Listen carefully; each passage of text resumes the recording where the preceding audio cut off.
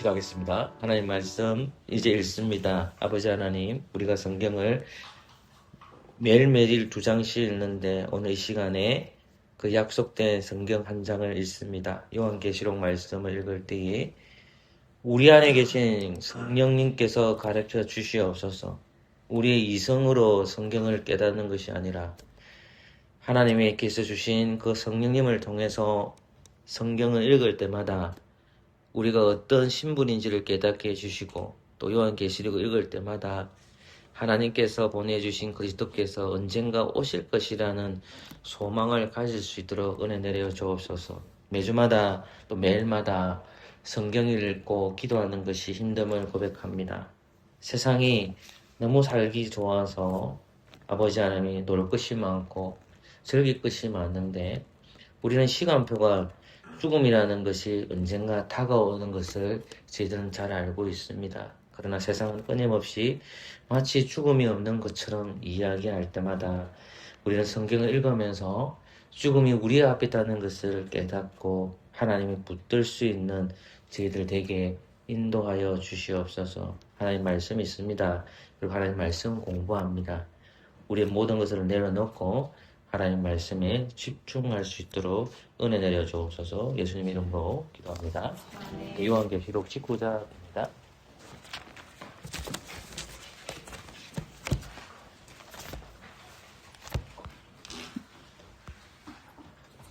요한계시록 19장입니다.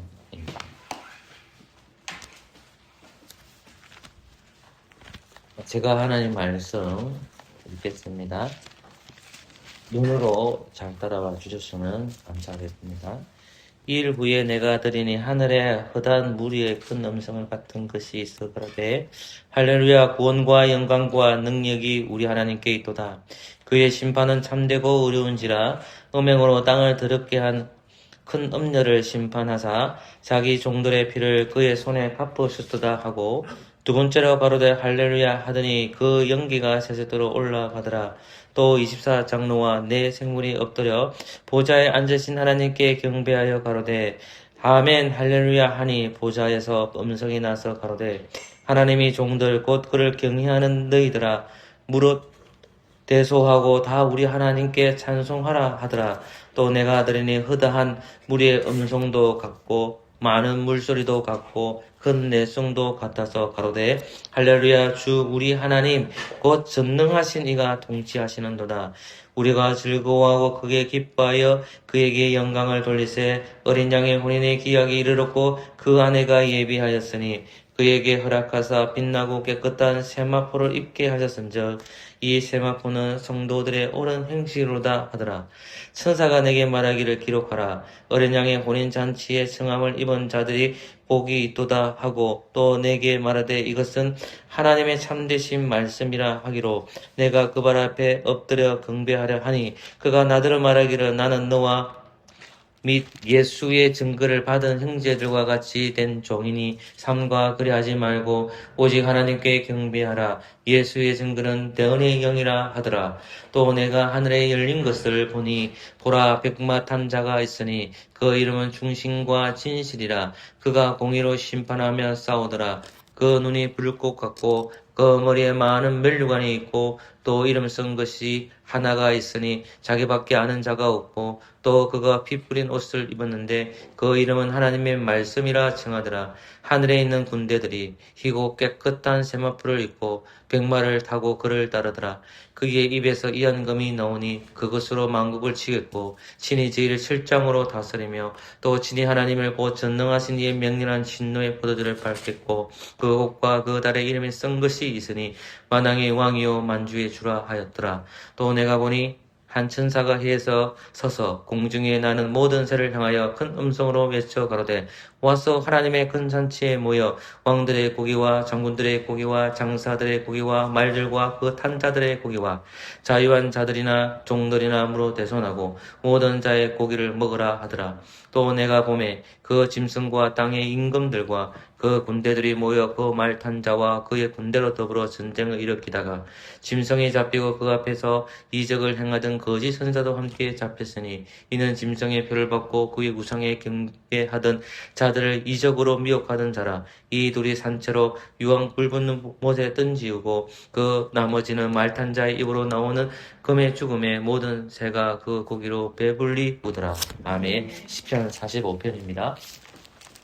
오늘은 시편 45편을 설명하는 거 아니고 시편 45편 표제만 설교하고 하나님의 말씀을 읽겠습니다. 시편 45편입니다. 한 절씩 교독하는 시간을 가지겠습니다. 시편 45편입니다. 제가 먼저 하나님의 말씀 읽겠습니다. 내 마음에서 좋은 말이 넘쳐 왕에 대하여 지은 것을 말하느니 내 혀는 필기의 북과 같도다.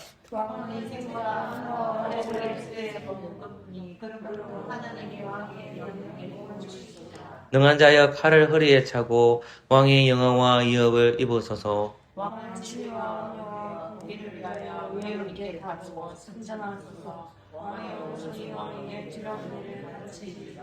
왕의 살이 날카로워 왕의 원수의 염통을 뚫으니 만민이 왕의 앞에 엎드러지는도다. 하나님이여 지혜를 자와 영광하며 주의 나라를 평화 소리는 자. 왕이 정의를 사랑하고 악을 미워하시니 그러므로 하나님 곧 왕의 하나님이 즐거움의 기름으로 왕에게 부어 왕의 동료보다 성하게 하셨나이다.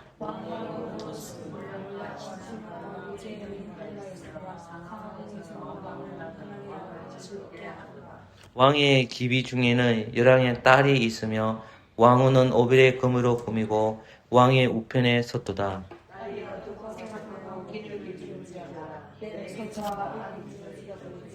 그러면 왕이 너의 아름다움을 사모하실지라 저는 너의 주시니 너는 저를 경배할지어다.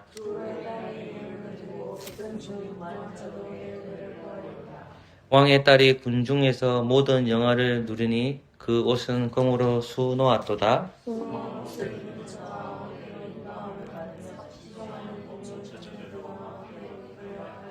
저희가 기쁨과 즐거움으로 인도함을 받고 왕궁에 들어가리로다.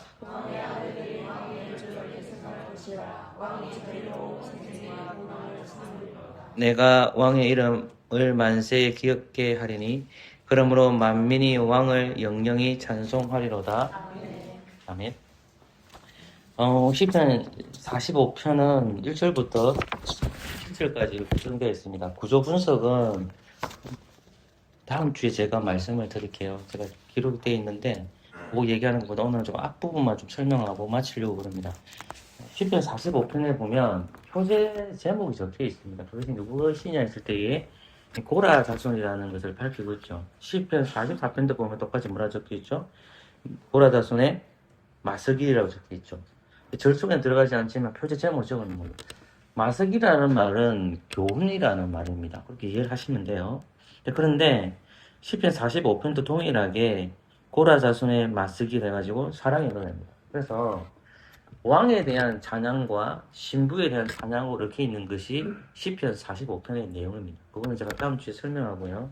오늘은 시편 44편에 얘기할 때 이 고라 자손이 누구인지를 좀 공부 좀 해보려고 합니다. 고라 자손에 대해서 이전에 한번 44편을 볼 때에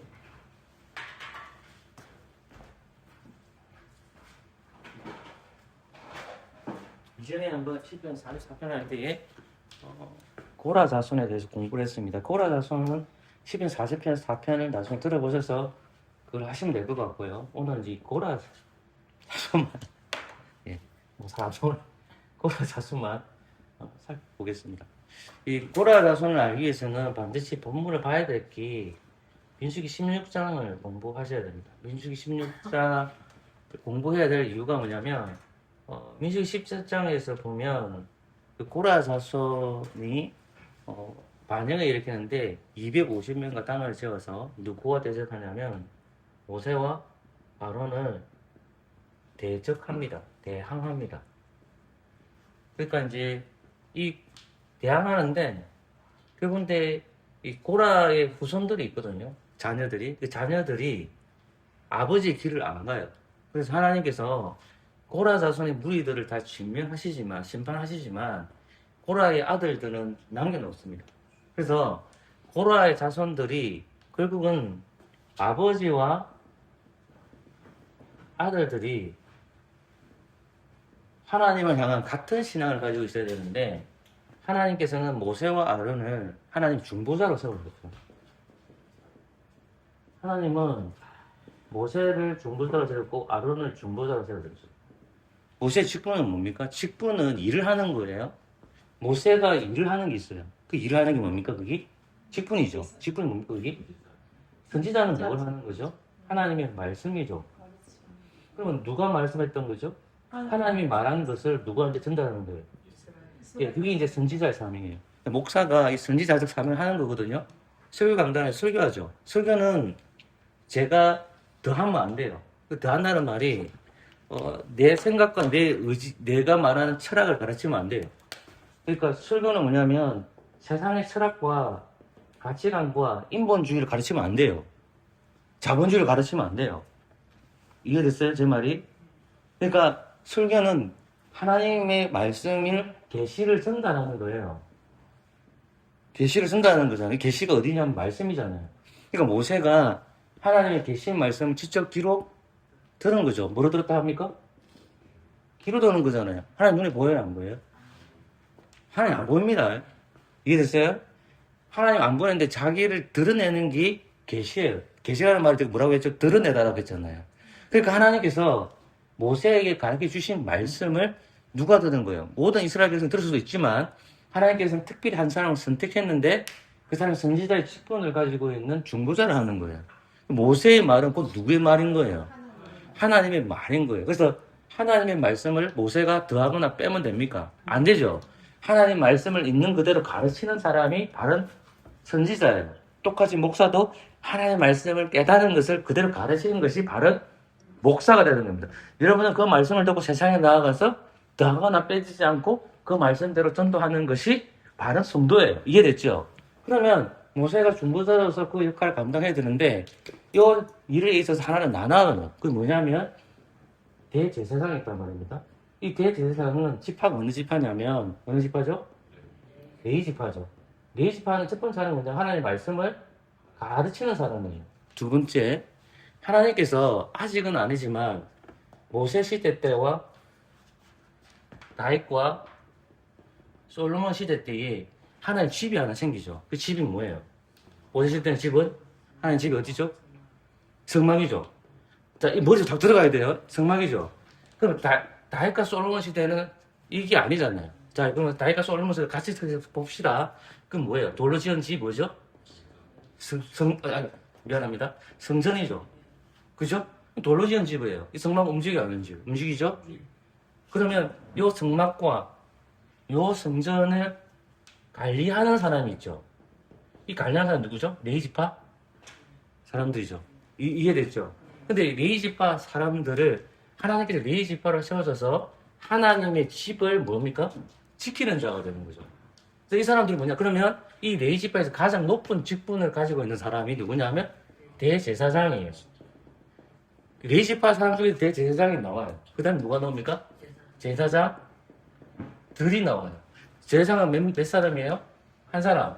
제사장들은 여러 명이에요. 이해됐죠? 그러면 대제사장 한 명만 세워지는 거고 제사장 여러 명 생기잖아요. 그럼 그 밑에 누가 또 있는 겁니까? 레위 지파 사람들이 나눠져 있는 거예요. 모든 일들 하겠죠? 그러면 레위 지파 사람들 25세 때에 들어와가지고 30살부터 일을 시작해서 50세까지 해요. 조금 헷갈리는데 55세 좀 헷갈리면 제가 50세 겁니다. 아마. 그러니까 일을 감당한단 말입니다. 그러면 이 제사장들이 하는 것이 뭐냐 했을 때에 또 대제사장, 제사장들 이 레위 지파 하는 것이 뭐냐면 하나님의 말씀을 하는 것도 있지만은 여기서 봐야 될 게 뭐냐면 10편 45편을 반드시 이해될 게 뭐냐면 경계 근무입니다. 뭐라고요? 경계. 요걸 기억하셔야 돼요. 그러니까 경계 근무라는 것은 하나님의 집에 아무나 못 들어오게 하는 거예요. 그게 경계 근무예요. 10편 45편을 반드시 이해하려고 그러면 고라 자손이 이 시를 적었지만은 그 고라 자손들은 경계 근무를 하는 사람들이죠. 근데 다윗의 시대라고 저는 생각합니다. 고라 자손 살아있어요. 고라의 아들들이 자손들을 낳잖아요. 그 역대상 9장에 다 적혀 있어요. 그러면 그 고라 자손들이 가장 하나님의 집에서 섬길 수 있도록 잘 되었던 시대가 언제나 시대였을 때에 그게 모세 시대가 아니라 어느 시대죠? 다윗 시대입니다.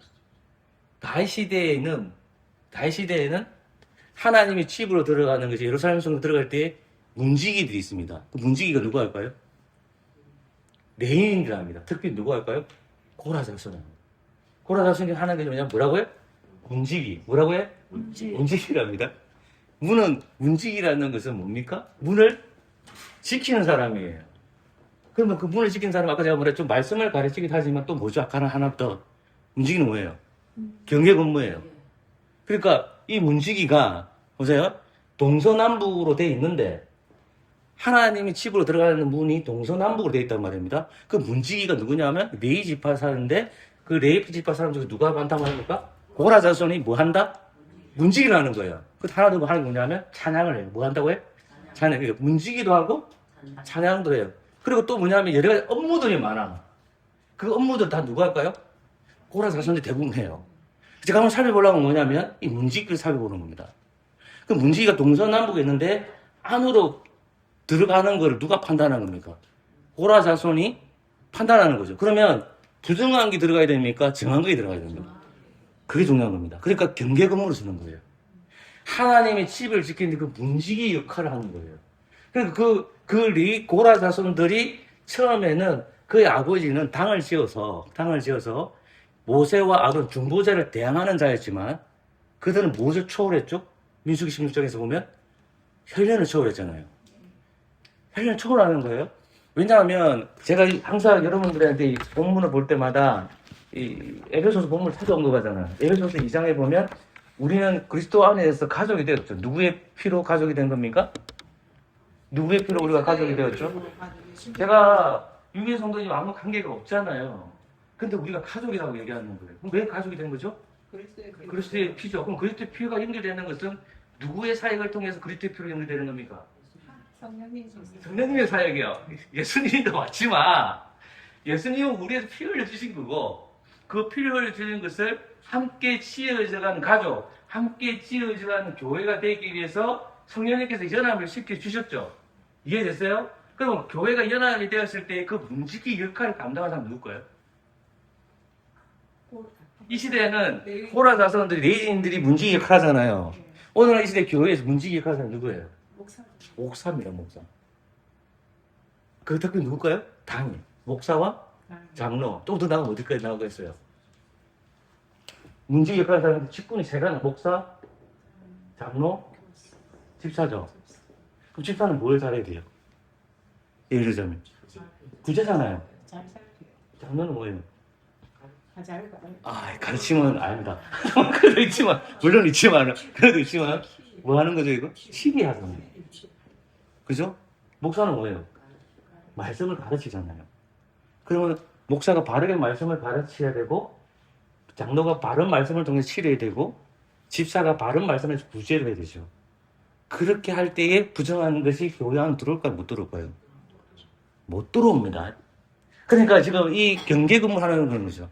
그러면 레위지파 사람들이 경계 근무한다는 것은 결국은 세상을 잘 생각해보세요. 아담과 여자가 쫓겨났죠.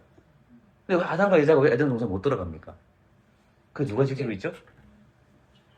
천사가 있죠. 그들이 문지기예요. 세상은 뭐 들고 있습니까? 알고 들고 있잖아요. 못 들어가요. 그러니까 이 고라 자손은 누구죠? 문지기죠. 하나님의 문지기이고 찬양대이고 해요. 그럼 그들은 예배를 인도할 사람들이에요. 그럼 예배를 시작할 때에 부정한 자들이 들어오면 예배가 인도됩니까? 전체가 오염되는데. 그러니까 이 레위인 고라 자손은 예배를 시작할 때 문지기가 되어서 정한 것들만 들어와서 하나님 앞에 예배 들어가요.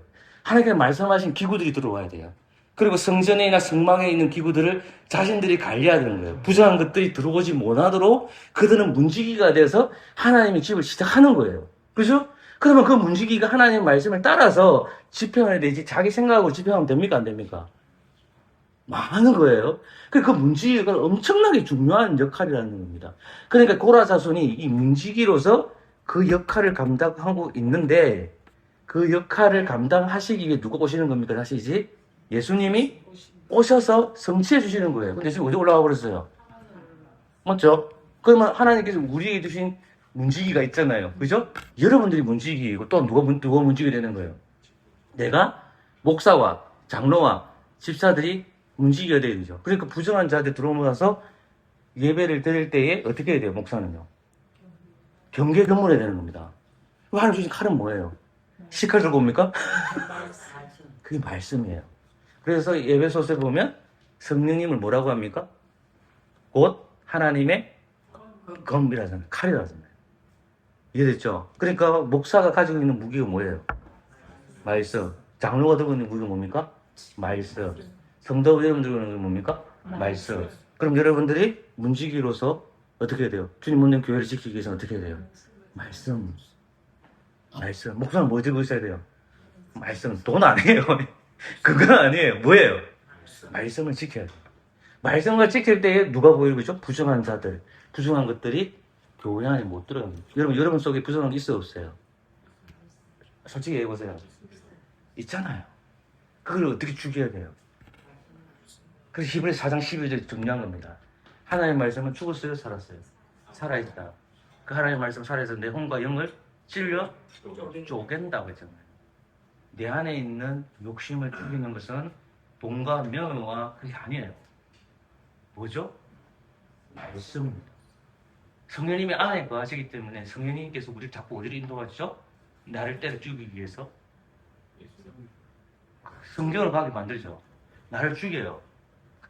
이해되세요? 나를 죽여야만 문지기를 감당하는 거예요. 나를 안 죽이면 어떻게 될까요? 교회는 세속화가 됩니다. 교회는 자본주의가 됩니다. 교회는 건물을 보게 됩니다. 교회는 외형을 보게 됩니다. 그럼 망하는 거예요. 아니에요.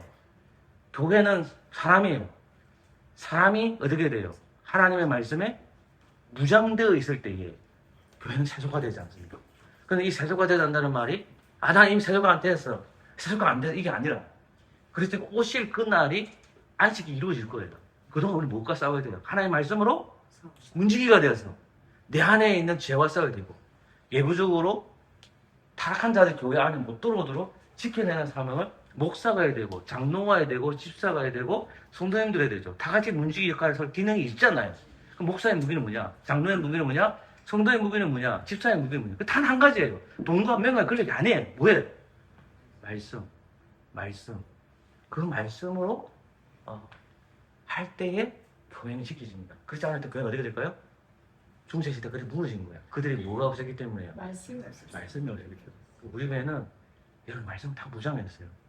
목사도 거짓말 할 수 있잖아요. 성도도 거짓말 할 수 있잖아요. 그러나 말씀을 무장할 때는 교회는 절대로 쓰러지지 않습니다. 어떤 환란과 핍박이 오더라도 무너지지 않습니다. 절대로 무너지지 않습니다. 제가 드라마를 좋아하잖아요. 그래서 제가 드라마를 보면서 무가치를 봤는데 이 말을 해요. 또 그냥 흘려들었어요. 중요한 게 아니기 때문에. 어떤 형이 이제 자기 교제하는 여자를 한두 데려왔는데 동생 교제하는 여자를 데려왔어요. 그 여자는 물어봐요. 인생의 목적이 뭐냐 물어봐요. 밥상 앞에서. 그러니까 이제 동생이 형 인생의 목적이 뭔데? 막 그래요. 근데 그 여자분이 이렇게 얘기해요. 저는 힘 있는 엄마가 되고 싶다고 얘기하거든요.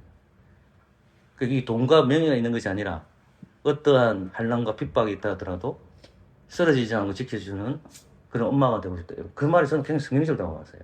뭐냐? 목사가 힘 있는 것은 뭐냐? 말씀을 통해서 교회가 굳건하게 세워집니다. 3일차 하나님께서 주신 교회는 절대 쓰러지지 않습니다. 힘 있는 목사가 되고 싶더라고요. 힘 있는 성도가 되어야 됩니다. 그럼 힘 있는 목사가 되고 힘 있는 성도가 되기 위해서는 우리는 어디에 집중해야 되죠? 내가 힘 있는 게 아니에요. 성도가 힘 있는 게 아니라 뭐다? 하나님의 말씀이 허강하게 합니다. 그 역할을 감당하기 위해서 하나님께서 우리를 뭘 보여줬다? 문지기입니다. 저와 여러분들 문지기죠. 그럼 목사는 문지기 지켜야 되죠. 여러분 어떻게 돼요? 여러분이 문지기 지켜야 되잖아요. 둘 다 지켜야 되잖아요. 한쪽이 타락하면 어떻게 돼요? 위험하죠. 어느 쪽이 더 타락하면 위험할까요? 목사입니다. 목사가 타락하면 위험합니다. 교회가 변질됩니다. 성도들이 죽습니다. 이 제 말 이해됐어요? 왜? 썩은 물이 설교 강대 뿌려지기 때문에 그런 거예요. 그래서 타락 안 돼도 기도해야 되는 거죠. 그러니까 목사를 존경하는 말이 기도하자는 말이 썩어지지 않도록. 목사 사역화 되거든요. 그런 목사 많아요. 그래서 문지기 역할 우리가 서로 잘할 때에 파수교회는 허황할 겁니다. 근데 그것이 약해지면 어떨까요? 파수교회는 망합니다. 교회도 마찬가지예요. 그거 잊지 마세요. 그 문지기까지 잘 감당하는 저와 여러분 되시기를 소망합니다. 기도하겠습니다. 하나님 감사합니다. 저희들에게 성령님을 통해서 각각의 문지기 사명을 주셨는데 하나님 말씀 붙들고 살아가게 해주옵소서. 우리 주일학교 학생들이 말씀을 붙들고 살아가게 해주옵소서. 우리 어른들이 말씀을 붙들고 살아가게 해주옵소서. 목사를 고르시는 받은 저도 말씀을 붙들고 살아가게 하여 주옵소서. 예수님의 이름으로 기도합니다. 아멘. 감사합니다. 고생하셨습니다.